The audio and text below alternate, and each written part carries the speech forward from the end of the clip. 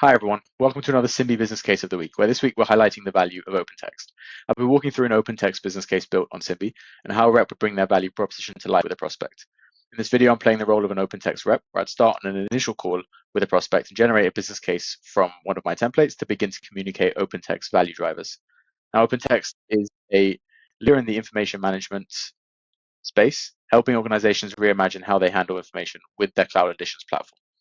Now, I've realigned on some of my customers' challenges just to make sure that I'm super aligned with these, and then I can jump into some of the value drivers. Now, we're starting off with time savings coming from more efficient automation of processes, where we're showing an 85% reduction in the time necessary.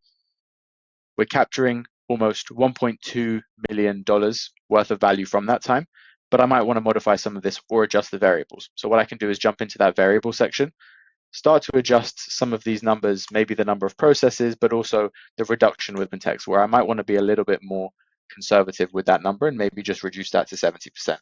What you can then see is the numbers are changing to reflect what I'm doing in that variable section. And actually with Simbi's CRM integration, this data is pulled in automatically from your transcripts and deal notes by our AI agents. We can also see some savings coming from infrastructure modernization, some of which is coming from time savings across a number of different areas, but also from the cost avoidance from things like software license fees, backup recovery, and other legacy costs associated with having a not modern infrastructure.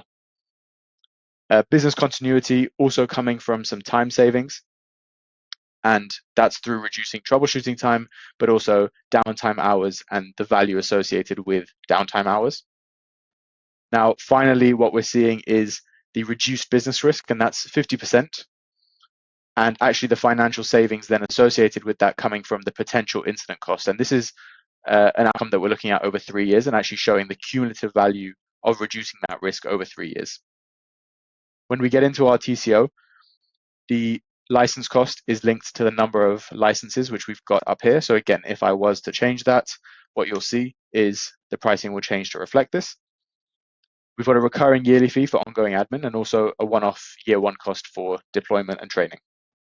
We then see in the ROI a really compelling story, including the total revenue impact from all of our outcomes against the TCO, which we just showed. We're looking at this over a 3-year period to make sure that we're getting the full picture and to show the effect of those one-off costs only being applied to year one.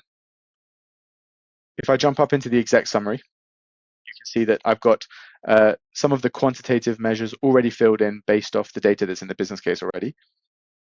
And the qualitative measures can all be generated with AI. And this is actually using context from within the business case to educate and formulate something that's super personalized based off my prospect's challenges and the metrics which they've given me. Before sharing this with my prospect, I can even brand a business case for them. And that can be done by simply entering my prospect's URL into this section and applying the color scheme and logo to the whole business case. I can then share it directly with a prospect by email, either to their inbox or using a hyperlink, and start to collaborate directly with them on the business case. I want to emphasize that all the information about OpenText, including value drivers and pricing, comes from publicly available sources. And what we've explored today is the value hypothesis showing what the OpenText business case might look like on Simbi. Thanks for watching. Hope you enjoyed.